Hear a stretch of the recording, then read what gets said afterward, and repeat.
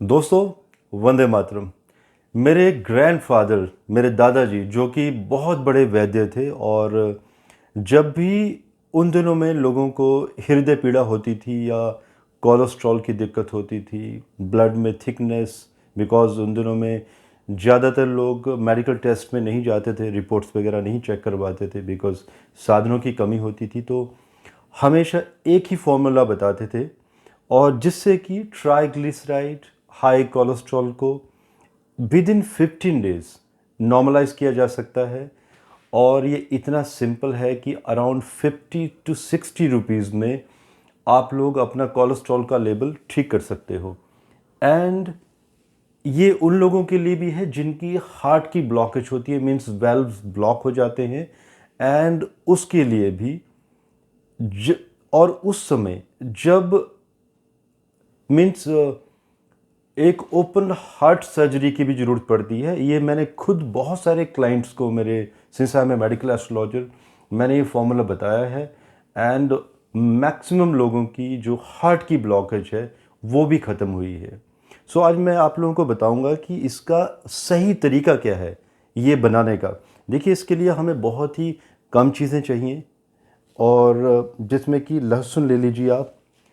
लहसुन आपका अराउंड, यहाँ पे मैंने जो लिया है इट्स अराउंड 20 ग्राम, एंड 20 ग्राम मैंने अदरक लिया है, और एक बड़ा लेमन जो कि इसमें 20 मिलीग्राम रस निकलेगा, और साथ में हनी, और साथ में हमें ये संगमरमर का या किसी भी पत्थर का आप ये खर्ल यूज़ कर सकते हैं। और मैं बताऊंगा कि खर्ल ही क्यों चाहिए, मिक्सी क्यों नहीं चाहिए। सो अब मैं एक तो स्टार्ट भी करने वाला हूँ, क्योंकि हमें इन दोनों आइटम्स को कूटना है, और कूटने के बाद फिर मैं बताऊंगा कि एग्जैक्टली प्रोसेस कैसे फॉलो करना है।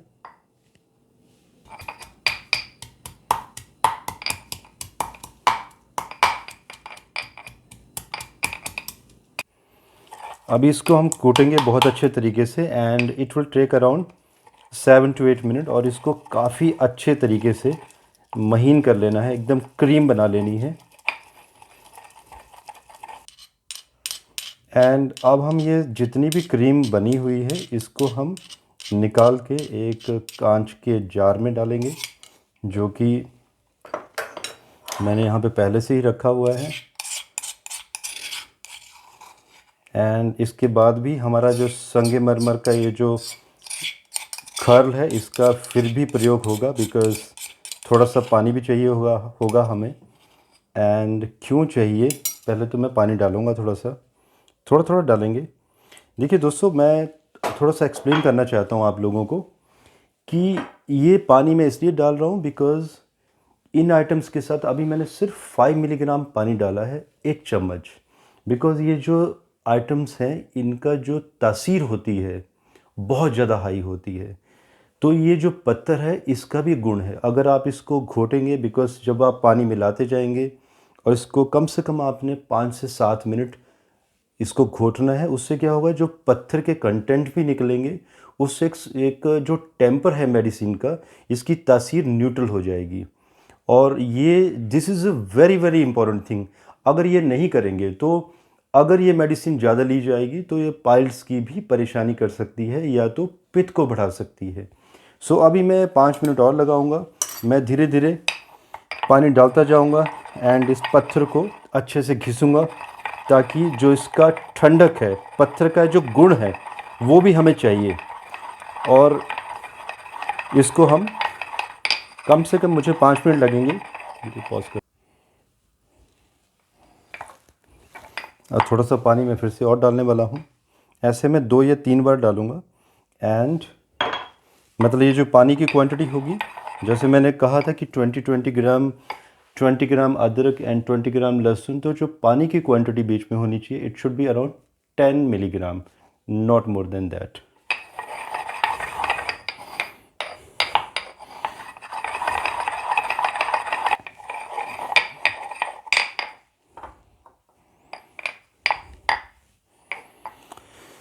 सो हमने अब क्या करेंगे, इनको थोड़ा सा मिला लेंगे, एंड इसमें एक आप लेमन, जो कि 20 ग्राम रस जिसमें निकलेगा, आप चाहें तो इन आइटम्स को मेजर भी कर सकते हैं वेइंग मशीन से, एंड आप अंदाजे से भी डाल सकते हैं। तो हमने क्या किया, तीनों आइटम्स को इक्वली लिया हम लोगों ने। एंड अभी चौथा हनी डलेगा, वो मैं बताऊंगा आप लोगों को कि कैसे डालना है एंड क्वांटिटी कितनी होनी चाहिए। ये अराउंड 12 ग्राम, साथ में this is means 20 to 25 milligram ये क्वांटिटी होने वाली।